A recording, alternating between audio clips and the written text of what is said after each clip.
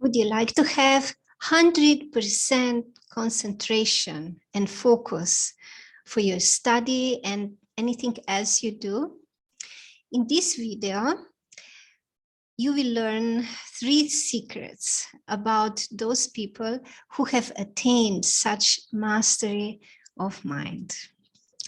And we will begin with one text from the Bhagavad Gita as it is. And then we will move forward. So this is text from the 2nd chapter of Bhagavad Gita, text 57. And I will read a little bit Sanskrit, a little bit of translation, and a few sentences from the purport.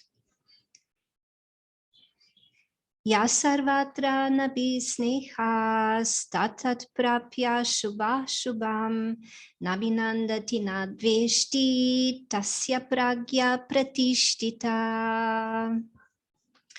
In the material world, one who is unaffected by whatever good or evil he may obtain, neither praising it nor despising it, is firmly fixed in perfect knowledge. Purport. There is always some upheaval in the material world, which may be good or evil. One who is not agitated by such material upheavals, who is unaffected by good and evil, is to be understood, to be fixed in his consciousness. And as long as one is in the material world, there is always possibility of something good or something very bad to happen, because this is the world of duality. But the person who has this fixed consciousness, this fixed intelligence, is not affected by these things. So before I will comment on this, I would just like to recite today just one mantra to bring auspiciousness and blessings from my spiritual teachers. Om Jnana Timirandasya Gyananjana Shalakaya Chakshurun Militam Yena Tasmai Shri Guruve Namaha. Perhaps you are actually wondering what is the meaning of this mantra that I just recited. So I will tell you the translation. The translation of this mantra is, I'm offering my respects to my spiritual master, who has opened my eyes with the torchlight of knowledge, while I was blinded by the darkness of ignorance. So it's a very, very beautiful mantra, very beautiful meaning, and it actually reveals the secret of how this true, very powerful knowledge comes to one. We have to receive it from a master, from somebody who has mastered the mind, who has full control over his mind and who has completely fixed intelligence. So I promise to you that I will reveal 3 secrets about a person who has 100% focus and can concentrate on anything he wants with full attention.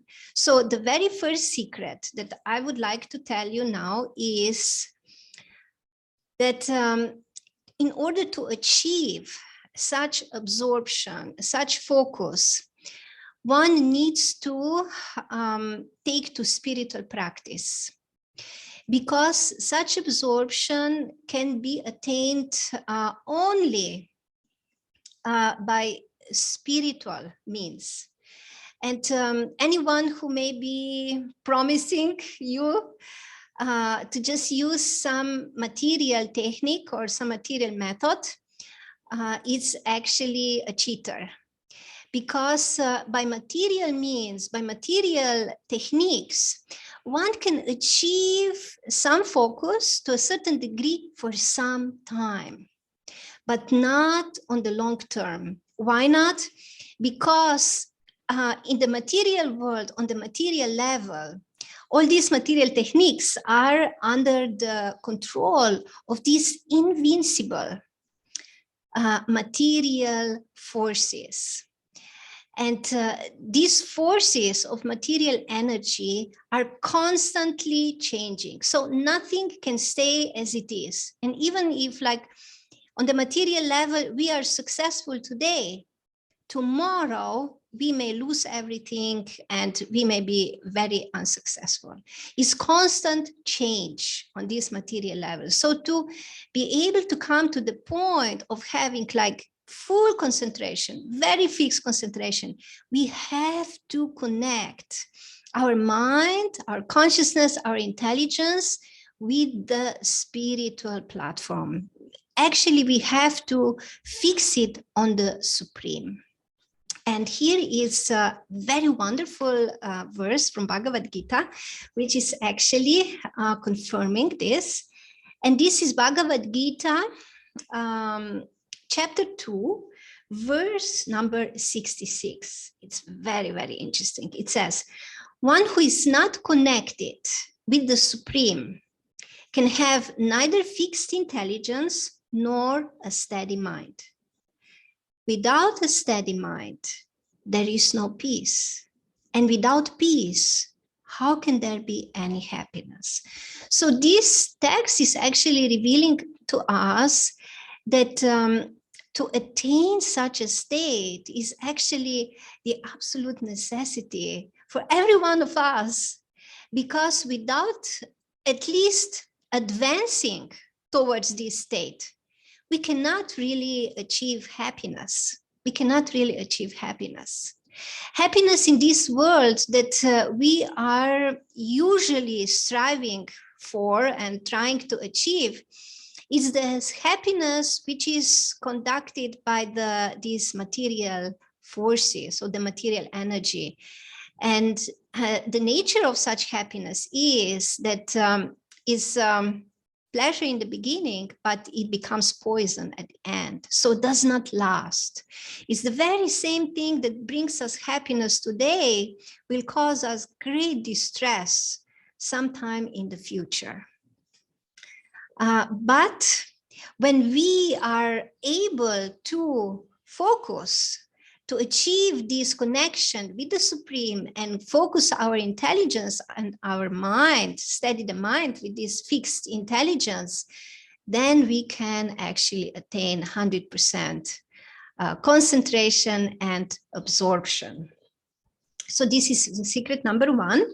And then the secret number two, very important, is about this one-pointed intelligence. So if we want to have 100% focused mind, then we first have to have one-pointed intelligence, so 100% focused intelligence. We cannot have one without the other. So we cannot have a completely focused mind if our intelligence is bewildered.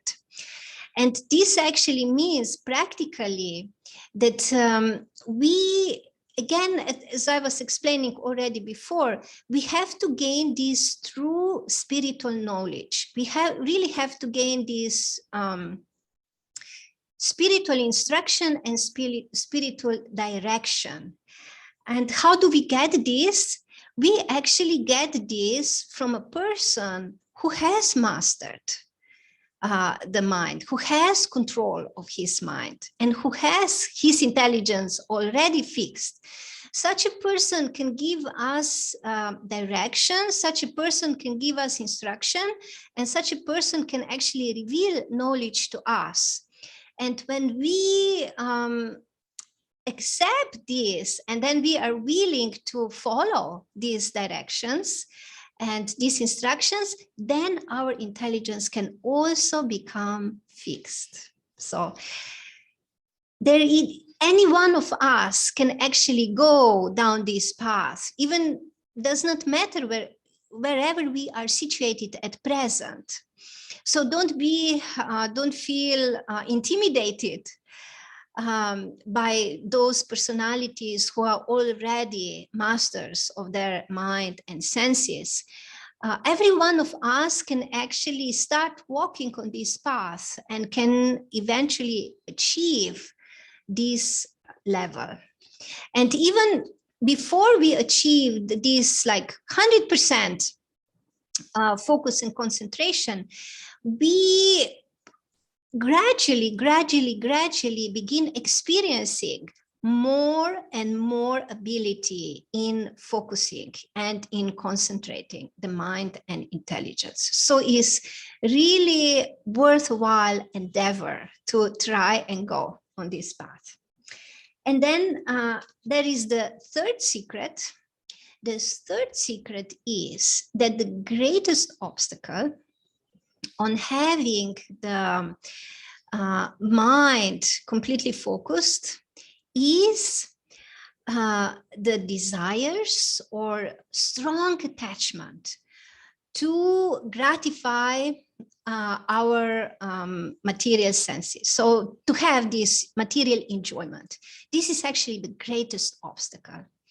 Because, you know, if you just allow, you know, anything that comes into our vision, any smell that comes or anything that we hear, and we just go for it, then our concentration, our focus goes in hundreds of directions.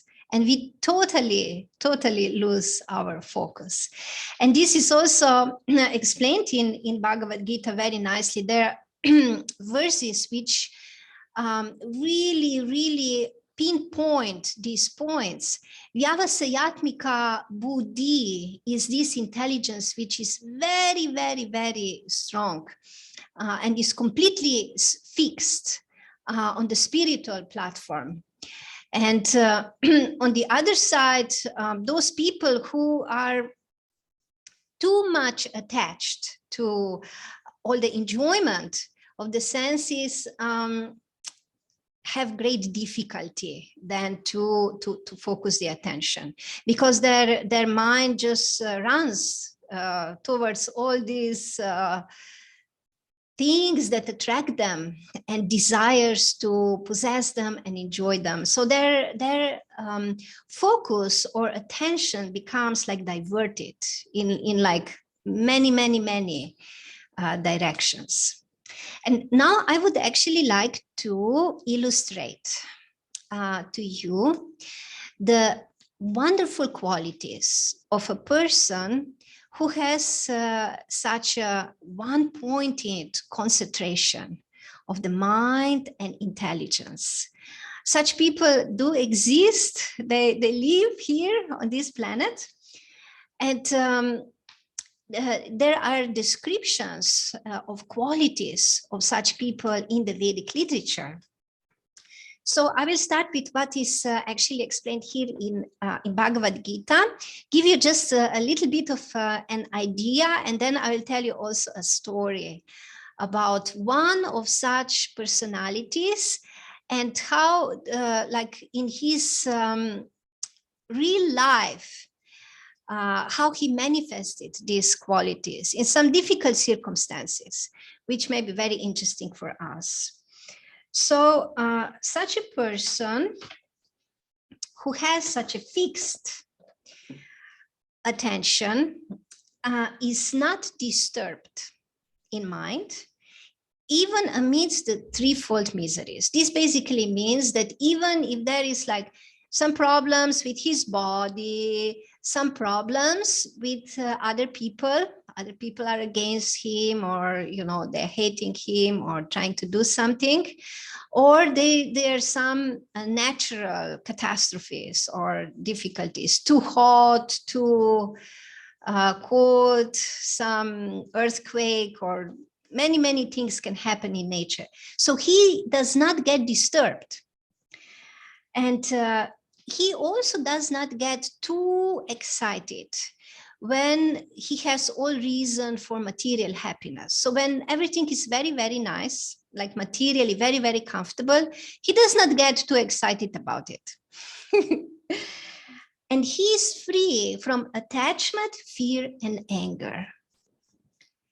He does not have the attachment, but of course we should not misunderstand this, that he does not have love, because love and attachment are two different things. He is actually very, very loving person.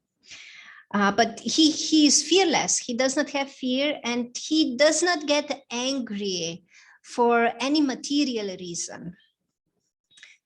And such a person is actually called a sage of a steady mind. So he's not affected by anything in this world, even if war happens, even if catastrophe happens, he is not disturbed. And even if people are praising him or blaspheming him, he does not get affected by that. And by this, he actually shows that he is fixed in perfect knowledge. He has actually perfect knowledge of the reality of this world in which we live. So now I would like to tell you a story which illustrates this. And this is a story of Jada Bharata. Jada Bharata is a very interesting personality. And this story comes in Srimad Bhagavatam, another Vedic yoga textbook. And Jada Bharata is actually personality whose life has been described, actually 3 lives of this soul, of this person have been described in Srimad Bhagavatam. In his previous life, he was a great king. In the first life, he was a great king, Bharata.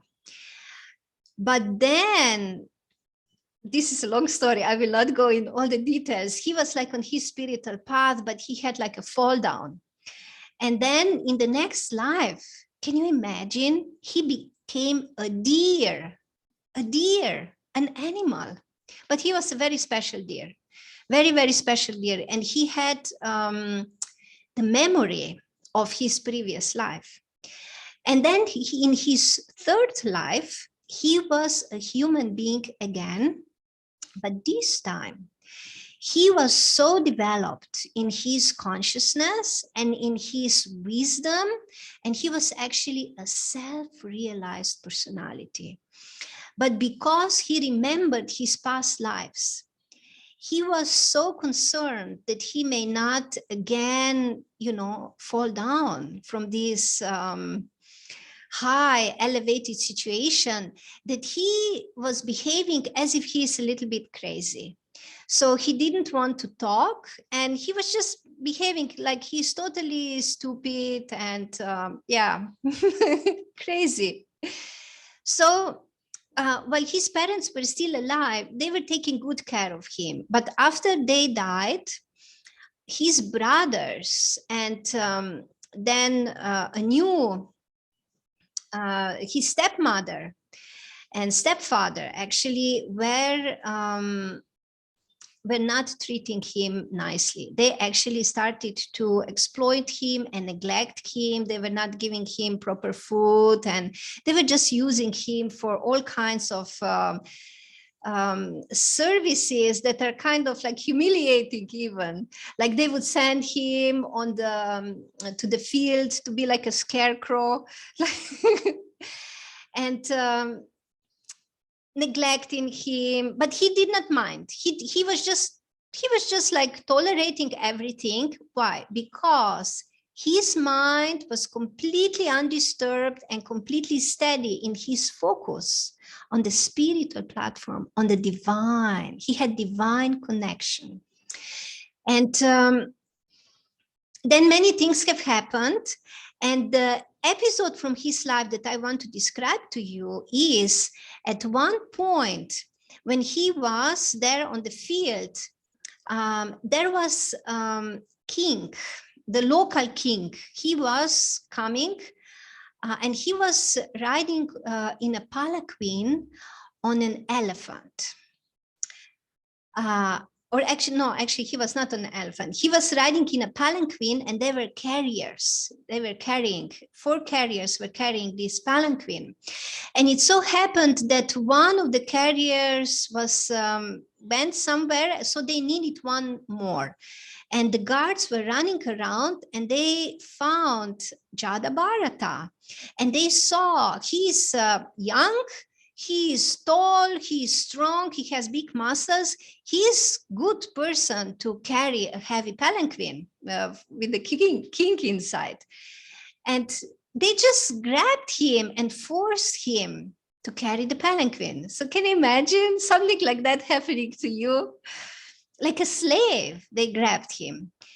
But he did not complain. He was just carrying the palanquin. But then there was a problem. And this problem is because, again, the quality of such a person. Such a person is titikshava karunika. So titikshava means tolerant, and karunika means very, very merciful. And Surida Sarvadehinam. Surida Sarvadehinam means a friend to all living entities. So when they were walking, he saw on the path that there were ants, and he didn't want to step on the ants. He was very kind-hearted, soft-hearted, and friendly to all living entities. He knew that the same kind of a soul is living in the body of an ant as is living in the body of a human being. So nobody has a right even to kill an ant. So he didn't want to step on the ant, and because he didn't want to step on the ant, you know, he was like, he stopped and he was waiting so that the ants like went by. And the other carriers still wanted to move forward. So the palanquin started shaking, you know, right and left. And the king became very, very disturbed. And so he was looking around, what is happening? And he chastised the carriers. He said, be careful. Don't you know you're carrying the king? I will punish you. And then all the carriers, they were very scared. And they said, we are trying our best, but this new carrier, he is causing all the problems because he doesn't want to go in the same pace with us.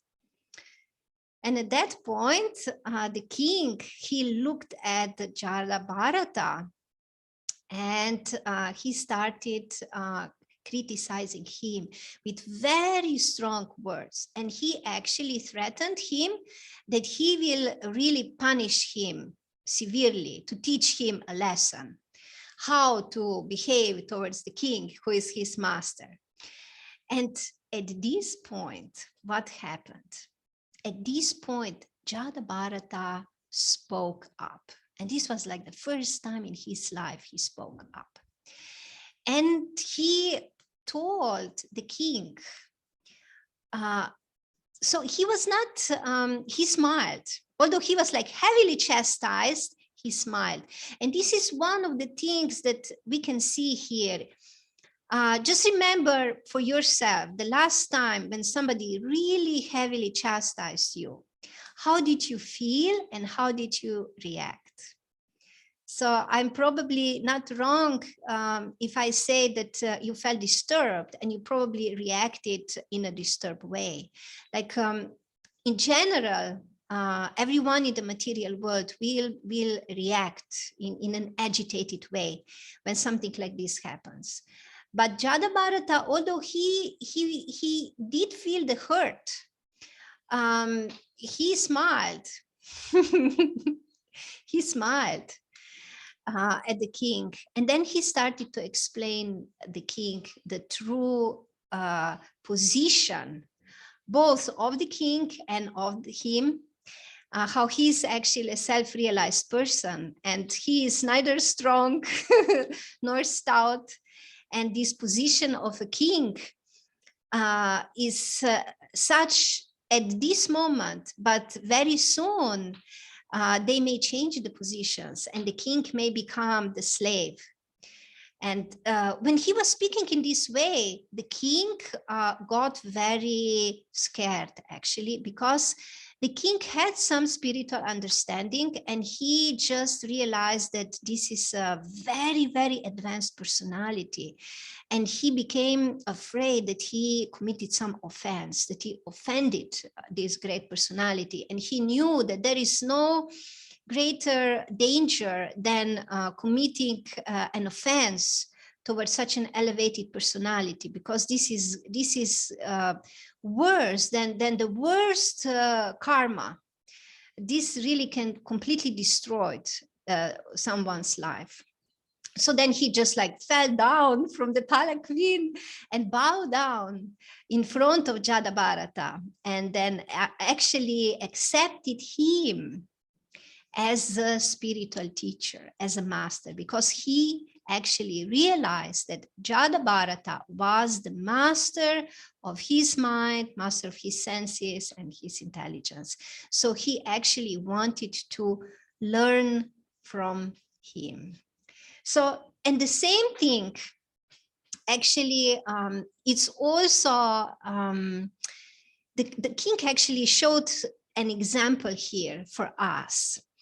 Every one of us can learn this, how to get this 100% focused attention. But we need to approach a personality who has mastered this already. And when we approach such a personality in a humble way, not in a proud way, but in a humble way, then such a personality can actually give us this knowledge and can actually give us the training. And these are the bona fide spiritual teachers, which will truly give us this true knowledge. So if you like this video and to learn something substantial, don't forget to subscribe, because I will be uploading many more similar videos. See you.